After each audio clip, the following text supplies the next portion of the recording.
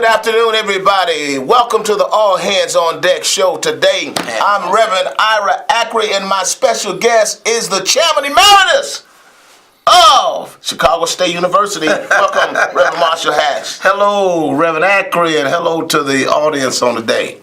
Man, it's hot in the town. It's hot in the town. It's hot in the town. And what makes it so awesome, today, my co-host, Reverend Gregory C. Livingston, is out in the field. He's out in the field? He's out in the field. In the rain? In the rain. Doing the work of Dr. King. You know, he's good at being in the rain. That Reverend Livingston, he's indefatigable. You got it? That means he don't get tired. You just learned the word from the Chairman Emeritus. Last time you were here, you were the Chairman of the Board of Chicago State University. That's right. Now you are the pastor of New Mount Pilgrim. Yes. And the Chairman of the Board of the Leaders Network. And they rotated me over to the Foundation Board. So Can you tell us about that? Well, that is the entity that raises money for Chicago State University. So they decided to keep me around in a way. All right. So you didn't just get kicked out. You got kicked up. I got kicked around. No, you got kicked up. That's a promotion. Listen, today we're going to be discussing some very serious information, and you can trust this brother because you know how I characterize people like you and Gregory C. Livingston, and I'm going to throw myself in there. It's Dr. King's spiritual grandson. That would be us. You got it, because we've been mentored by the Reverend Jesse Jackson. Come on. Jesse Jackson, Andrew Young, Bevel, and those guys, they were all lieutenants of Dr. MLK. Yes. And we were mentored by him. And so that gives us a direct connection. He was on the balcony to Dr. King. He was in. The vicinity. What did you do for Dr. King's birthday? I was with the Electrical Engineers Union on 2700 South King Drive with Arise Chicago. I'm on that board now. Oh, that's good. And then I spoke at the Hope Christian Academy yesterday as well. As their Martin Luther King speaker. And then we were at Rush Hospital last week, and then I was a King Day speaker out in Hammond, Indiana. Oh, you've been moving. So it's a very busy time for a Negro Baptist preacher, isn't it? You got that right. Today there's been some breaking news. Cook County Clerk Dorothy Brown has been kicked off the ballot. Tony Preckwinkle and Dr. Willie Wilson both were challenging her signatures. Dr. Wilson backed up. He withdrew his. Tony kept fighting. She kept fighting. Wouldn't let up. But what does this really mean? Dorothy has pledged and promised to evaluate the platforms of all of the other candidates, and she's going to endorse a candidate in the race. What does that mean? Well, I think that she brings considerable weight to any candidate that she would endorse, and I suspect that the reason why Dr. Wilson withdrew his challenge is that he no doubt wanted to make sure that he'd be in consideration when she was no longer on the ballot. That was pretty smart. Smart political calculation. Absolutely. Well, Dorothy Brown is not a machine candidate. We can say that much. She's not a machine candidate. You may consider it status quo, whatever you want to say. She stood up to Rahm. She beat the machine. She beat him. She beat Rahm Emanuel's They took her, the Cook County Democratic Party. Explain that. Took her off their palm cards. Yes, they did. And she beat the machine when Barrios was the chairman of the party. A knockout and they said they would no longer support her candidacy. She still won. And so she brings a lot to the table as an independent actor. So what does this mean? Because she's an independent voice, and she also people have been voting for her the last nearly 20 years. Right. And so she has a constituency. Yeah. She has a constituency. And she's got a political apparatus, you know, because she's run so many times and successfully as a clerk. I think this is her third term at least, or fourth. Fourth term. Yeah. So, I mean, she's got some folks that work in the precinct. So I think that if a person gets her endorsement, particularly an African-American candidate, she has that church constituency. Sure.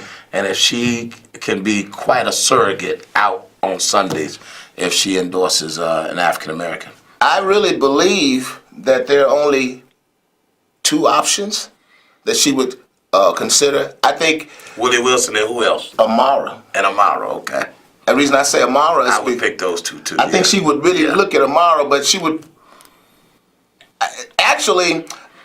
Somebody would probably tell her to be a kingmaker and go ahead and deliver it home the goods for Preckwinkle. I don't know if she would do that. No, she wouldn't do that. You know her quite well. No, I don't think she would do that. Preckwinkle just knocked her off. Yeah. She's almost anybody but Preckwinkle, as many of us are. Anybody but Preckwinkle. But I think that, she might make a calculation. Who can do something for you after this election season is over with? Okay. So a guy like Dr. Wilson would be a good friend to have going forward. That might be one of the things you think about.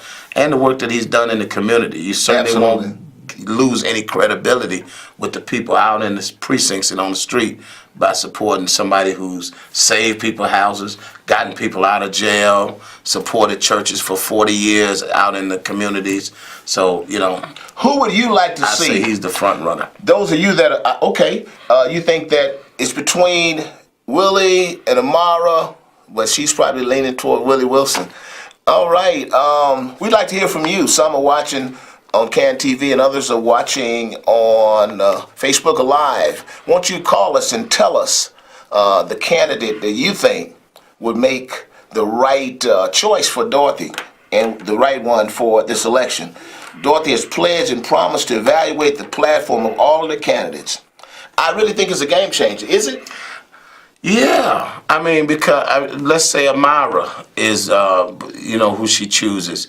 This is a woman whose candidacy has caught fire. I mean, almost like a Harold Washington-like Amara Enya, that is. Amara Enya, yeah. Whoa. And that she's been so good in the debates and so good out on the stump that, her brilliance has become obvious. Sure. And so this is such a short sprint line. And remember, you're not trying to necessarily win 50% of the vote. Right. You're trying to make the runoff, it's the playoffs. Absolutely. And then, you get in the election when the top two vote getters, and then it's, in a sense, you have half a chance. Yeah, so, she's really caught on, though. I like her a lot myself. So, I've noticed that you haven't said much publicly about who you're voting for. You spoke favorably about 3 candidates. I heard you speak favorably about Dorothy, favorably about Willie, favorably about Amira. But you have not said, I'm voting for this person. Is that the reason you're doing that? I think that this audience, including myself, will want to know, who is Reverend Ackrey voting for? That's what we want to know. So why don't you respond to that? Who are you leaning toward? I think I'm interviewing you today. I tell you though, I tell you in the heart of hearts, when I look at Dr. Willie Wilson, I came out. Well, let's go back to the last election. I was up front. We supported him all the way to the end. When nobody else did. You got that right. We had press conference in front of Austin Town Hall. Yeah. And all of that, saying we want Willie Wilson. And he was nowhere near as experienced as he is now. And he got 11% of the vote or something like that. Yeah. Chuy Garcia. Votes. Yeah, Chuy Garcia came in, and then we supported Chuy. Yes. And so this time we lost twice, didn't we? We lost twice. Yeah. So nobody really wants to lose again, So we got to be very careful in making our selection. Now, I told Dr. Wilson before all these cowards got in the race later that I would support him, but I didn't want to make an endorsement. Okay.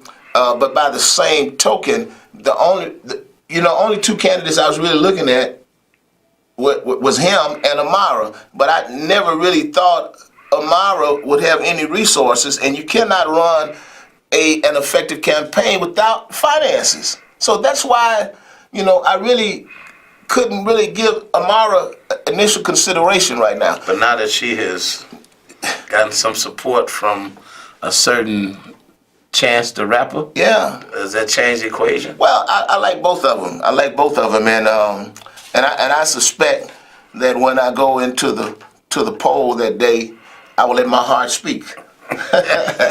and So you and I guess what I want to do, really, I know who I'm going to vote for, but right now, I really personally want those who are looking only to look at two candidates, Amira and Uncle Willie.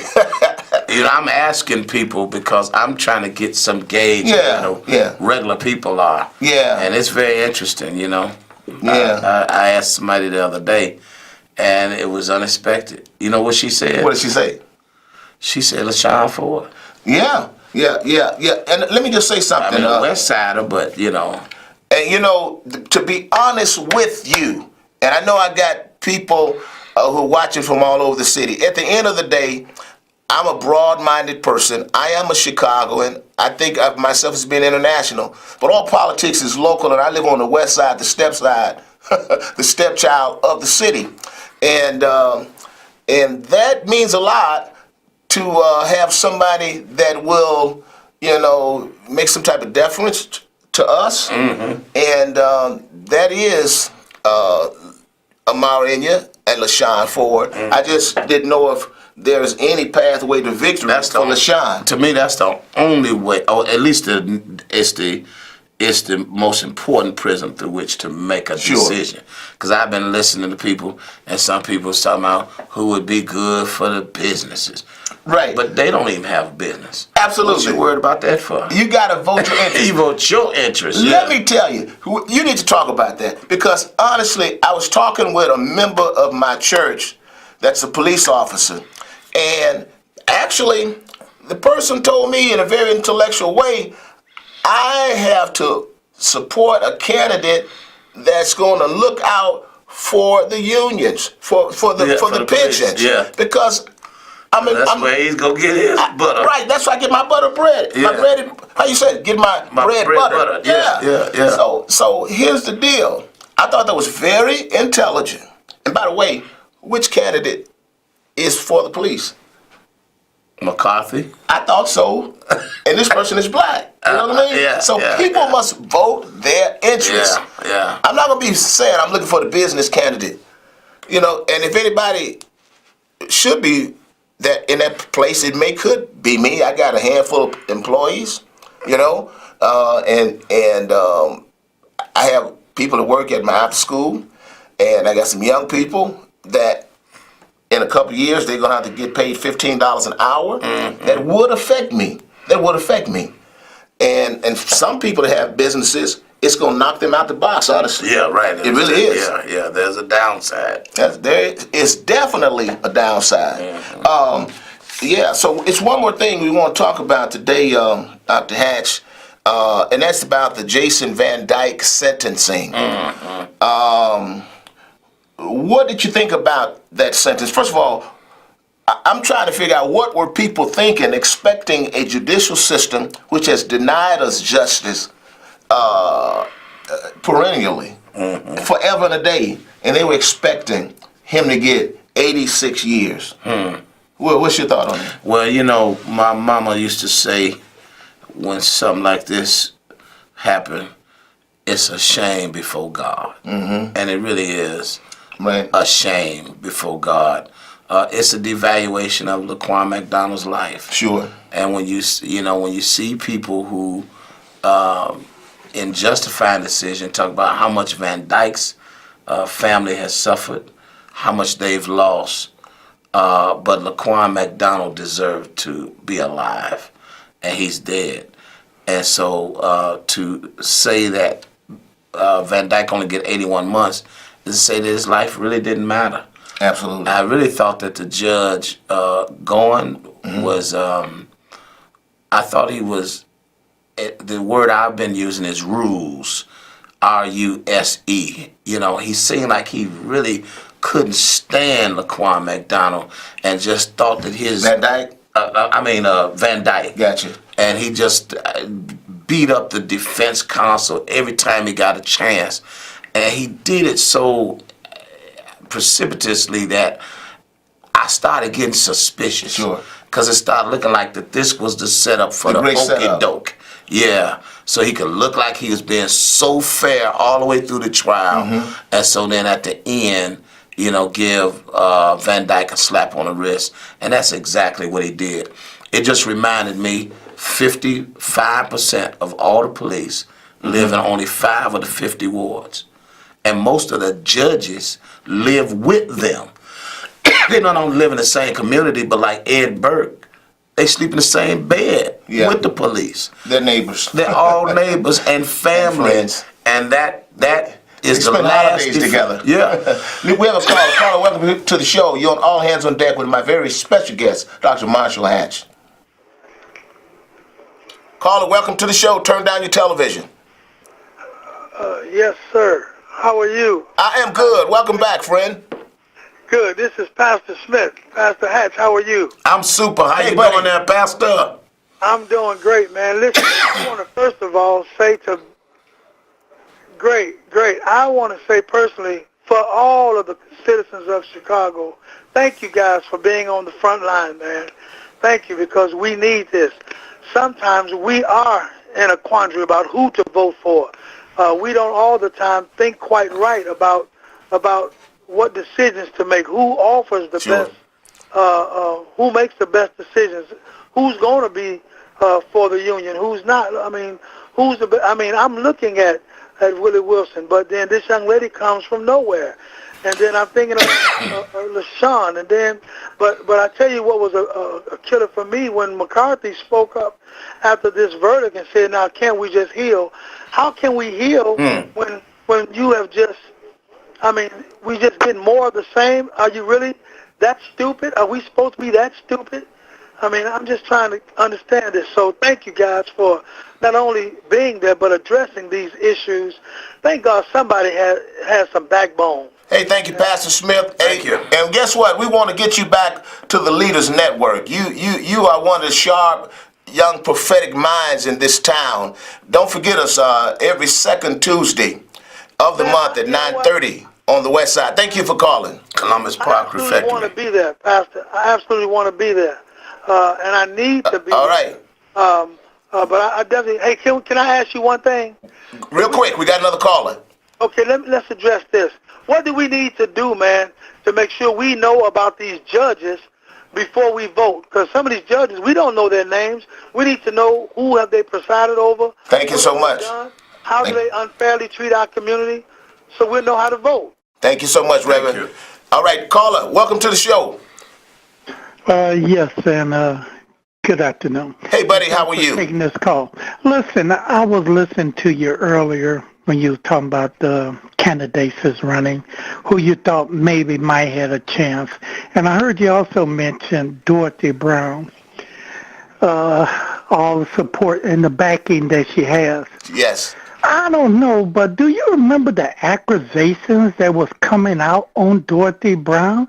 Did you ever talk to people who works at the clerk's office, who works with the county, that she was receiving kickback money, which is nothing new. I mean, this been going on in Chicago since I was born. Then they had accusations of the money coming up missing between her and her husband.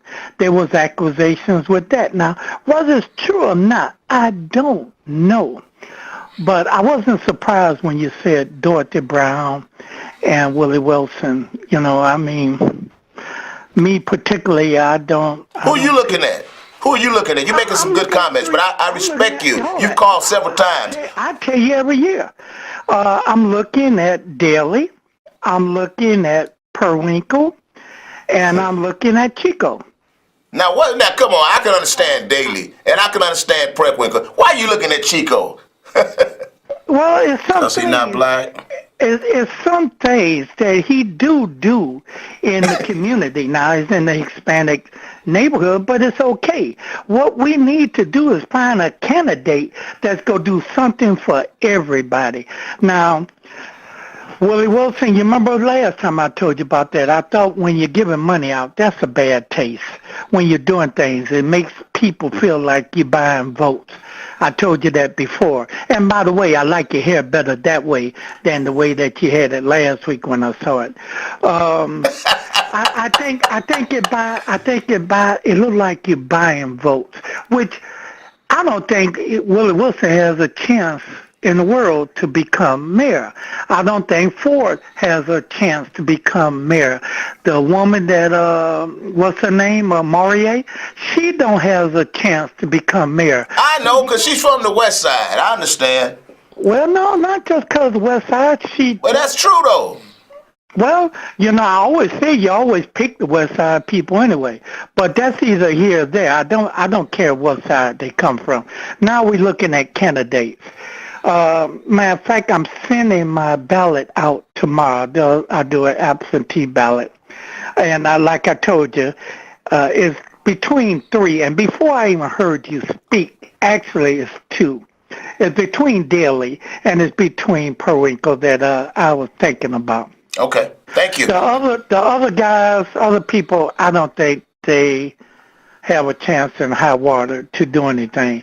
Another thing I like to see, we put too many candidates to vote on. You know, it's just 100 people want to vote, and you take. Well, it's your candidate. It's those 2 candidates, Preckwinkle and Daly, and I got to let you run. Thank you for calling. Those 2 candidates, hey, they waited until Rahm got out the race. We call those cowards. What do you think about that? I think that, you know, when somebody says somebody don't have a chance of winning, everybody that you talk to in this town, I haven't talked to anybody who knows who's going to win. This is the most wide open It's race, wide open. And anybody can win. Because, number one, you're running to a runoff. And people, depending on who you get paired with. and people are talking about, we're going to split up the black vote. We're going to split up the black vote. Nobody, why do we always talk like that? Because look at, there are at least 6 white candidates running. Yeah. Gary McCarthy, Paul Vallis, Bill Daley, Kozlar, Jeremy Joyce. Preckwinkle. And Preckwinkle? No, Preckwinkle is black. Oh, okay.